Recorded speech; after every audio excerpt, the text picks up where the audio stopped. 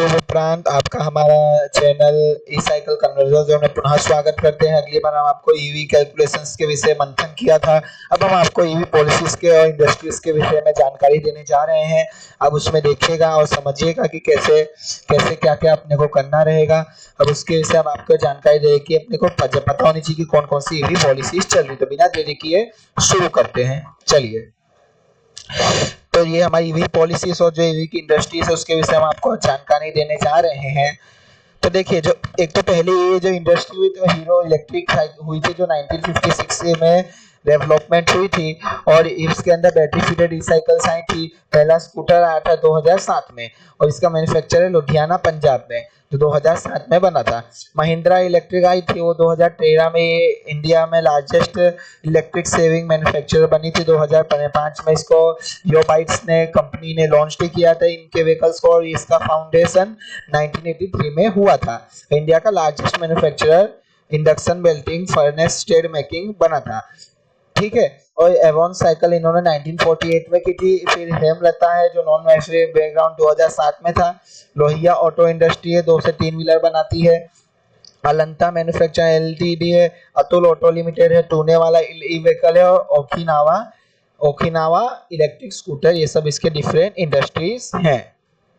Government initiative जो EVs के लिए है, तो गवर्नमेंट क्या एनकरेज कर रही है फॉरवर्ड इन्वेस्टमेंट पर ऑटोमोबाइल्स पर। 100% इसमें एफडीआई ऑटोमेटिक रूट में मिल जाता है। तो गवर्नमेंट होती है इंडियन को मतलब वो दे रही है कि ऑटोमोबाइल मैन्युफैक्चर में आगे बढ़े और मेक इन इंडिया का ज्यादा इस्तेमाल करे। यानी 9.4 ट्रिलियन यूनिट्स 2026 तक बनाने का ऑटोमेशन प्लान है, जो 2016 में लॉन्च किया था। इंडिया जो इम्पोर्ट टैक्स जो था 125%, इसको फॉरेन इंपोर्ट कार्स जो होती है उसको कम करने के फिरात में है। और गियर बॉक्स जो होता है इसके अंदर गियर बॉक्स ये सब लगा होता है, उसमें 10% होता है। तो क्या करेगी, ये सबको यही बना के इंडिया से इंपोर्ट जो है उसको कम्प्लीटली इंडिया में ही कर देना है ताकि इंपोर्ट कम हो जाए। फिर जो गवर्नमेंट होती है इसके अंदर फॉर्मुलेटरी स्कीम्स निकाली, जैसे FMAE हाइब्रिड व्हीकल के लिए हो गया। फिर NEMMP है, नेशनल इलेक्ट्रिक मोबिलिटी मिशन हो गया। फिर progressive introduction reliable affordable efficient हो गया। ये सब इसमें नए इसमें ये स्कीम्स निकाल रही है। एनईएफ में क्या होता है कि जो होता है जो आईसी इंजन है उस सबका प्रोडक्शन 2030 तक बिल्कुल बंद कर देना है। 2018 में 30% इन लोग का गोल था और 2030 तक इसको कम्प्लीटली ईवी ट्रांसपोर्टेशन बना देना है। यूएफएम इंडिया के अंदर क्या है कि जो मतलब सब लोगों को क्या करना है कि धीरे धीरे सबको इलेक्ट्रिक व्हीकल्स पे ले आना है। सेवरल स्टेट्स और न्यू स्टेट को ये पॉलिसीज देनी है। इसका FAME का ये है रूल, ये है इसका मतलब इनिशिएटिव। और इसके क्या होता है, बिसाइड इसके अंदर साइंस और टेक्नोलॉजी डिपार्टमेंट रहेगा, BIS सपोर्टिंग रिसर्च डिपार्टमेंट रहेगा, जो एवी रिलेटेड टेक्नोलॉजीज के ऊपर अपना फंड देगा, उसके ऊपर रिसर्च करेगा। जिससे ग्रैंड चैलेंज नाम के कंपटीशन हो गए, ईवी चार्जिंग सिस्टम जैसे ये सब नाम के कंपटीशन होंगे जिसके अंदर नए नए प्रोजेक्ट्स आएंगे।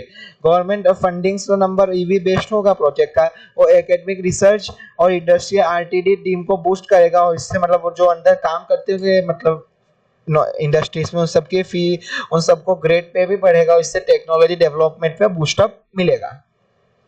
ऑटोमोबाइल इंडस्ट्रीज इंडिया में क्या है, ये जो इंडस्ट्रीज है एक्सपोर्ट अब तक जो एक्सपोर्ट की थी 2014 तक वो 19.5 बिलियन डॉलर तक का एक्सपोर्ट कर चुके हैं। इंपोर्ट टोटल 47.8% का किया है। कंट्रीज कौन कौन सी इंपोर्ट एक्सपोर्ट के लिए, US, Mexico, south Africa, UK, Sri Lanka, Bangladesh, Turkey, Nigeria, UAE और कोलंबिया, ये सब उसके इंपोर्ट एक्सपोर्ट की जगहें हैं। जो इंडियन ऑटोमोबाइल्स की कंपनियों काफ़ी सारी हैं, जैसे महिंद्रा हो गई, टाटा मोटर, AMW हो गया, रिचिस हो गया, फोर्स मोटर हो गया, हिंदुस्तान मोटर लिमिटेड, प्रीमियर हो गया, जैगवार हो गया, लैंड रोवर हो गया, हीरो, बजाज, TVS, अशोक लेलैंड, ये सब इसके ऑटोमोबाइल कंपनी है। फॉरेन ऑटोमोबाइल्स की कंपनी और इंडियन ह्युंडई है, रिनॉल्ट है, निसान है, डेटसन है, मित्सुबिशी है, फोर्स होंडा है, टोयोटो है, वॉल्क्सवैगन है, स्कोडा है, ऑडी है, जैगवार है, लैंड रोवर है, मेरिस है, बेंज है, BMW है, मिनी BMW है, फॉरेन ऑटोमोबाइल्स है। ये सब इसके आउटर मैन्युफैक्चरर्स हैं।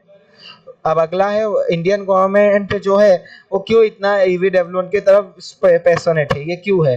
सबसे पहले उन्होंने रियलाइज कर दिया कि वर्ल्ड इलेक्ट्रिक व्हीकल की तरफ धीरे धीरे बढ़ रहा है।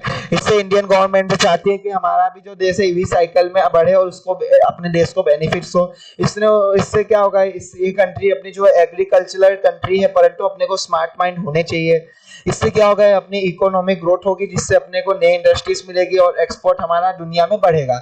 इसलिए गवर्नमेंट नई इंडियन इंडस्ट्रीज में फुलफिल करने के लिए और बाहर में ईवी का साइकिल्स और व्हीकल्स को डिमांड बढ़ाने के लिए अपने विदेशों में और उससे अपने विदेशों में एक्सपोर्ट बढ़ाने के लिए पैशनेट हुई है। और जो गवर्नमेंट चाहती है कि जो इंडिया है कंट्री में ग्रीन ट्रांसपोर्टेशन के नाम से जाना जाए, इंडिया में नई अपॉर्चुनिटीज जनरेट हो, नए माइंडसेट जनरेट हो। इससे गवर्नमेंट क्या चाहती है, जो अपना जो भी कुछ होगा अपना जो टेक्नोलॉजी गोल्डन एरा की तरफ बढ़ जाए। नए ईवी स्टार्टअप कौन कौन से हुए? एथर जो 2013 में फाउंड हुआ था, 2 आईआईटी मद्रास के ग्रेजुएट्स ने फाउंड उसके अंदर। यूलू भी सिंपल फिलोसॉफी था जो अर्बन मोबिलिटी के था और शेयरेबल सस्टेनेबल था।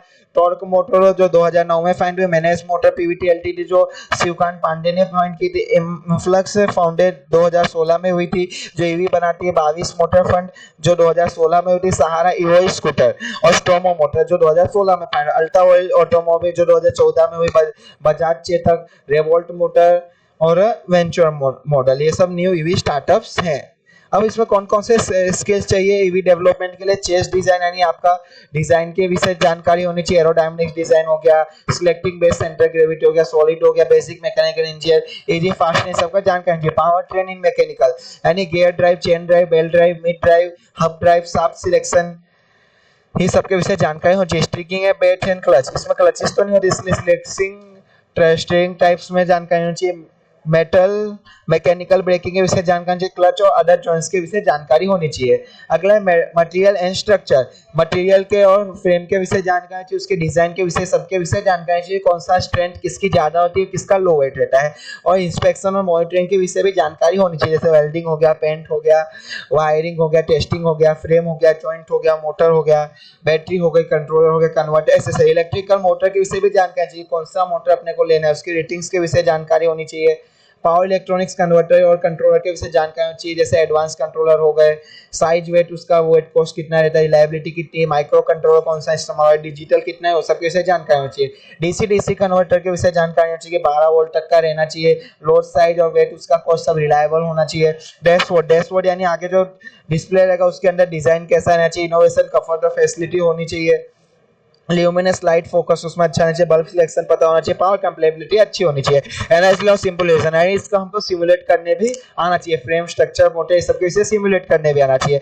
बैटरी में आपको इसका टाइप कौन से वो सिलेक्ट करते आना चाहिए। बैटरी का असेंबलिंग प्रोसेस सिलेक्ट करते आना चाहिए। बैटरी का मैनेजमेंट सिस्टम आपको आना चाहिए। सेफ्टी इश्यूज के विषय जानकारी होनी चाहिए। इसमें चैलेंजेस कौन कौन से रहेंगे, एक तो उसके बैटरी के रेंज बढ़ाने का रहेगा, चार्जिंग टाइम इसका चैलेंज रहेगा, स्पीड चैलेंज रहेगा, कॉस्ट चैलेंज रहेगा। एडिशनल चैलेंज और कौन कौन से? ग्रिड स्टेबिलिटी होनी चाहिए, मतलब ग्रिड में तकलीफ ना हो चार्जिंग करे, चार्जिंग का इंफ्रास्ट्रक्चर, बैटरी का वेस्ट मैनेजमेंट, बैटरी का सेफ्टी सिक्योरिटी, ये सब के विषय अपने को जानकारी होनी चाहिए। और ईवी के रिसर्च एरिया कौन कौन से? EV battery, EV motor, EV design हो गया, ईवी एप्लीकेशन हो गया, ईवी ऑटोनोमस हो गया, ईवी कम्युनिकेशन हो गया, ईवी की चार्जिंग हो गया, ईवी स्मार्ट और कंट्रोलर एक्सेसरीज हो गया, ईवी कैलकुलेशन हो गया। और फ्यूचर नीड क्या है ईवी के अंदर? एक तो आईओटी, इंटरनेट ऑफ थिंग, एक तो ये फ्यूचर नीड रहेगा। दूसरा रहेगा मशीन लर्निंग, तीसरा रहेगा आर्टिफिशियल इंटेलिजेंस।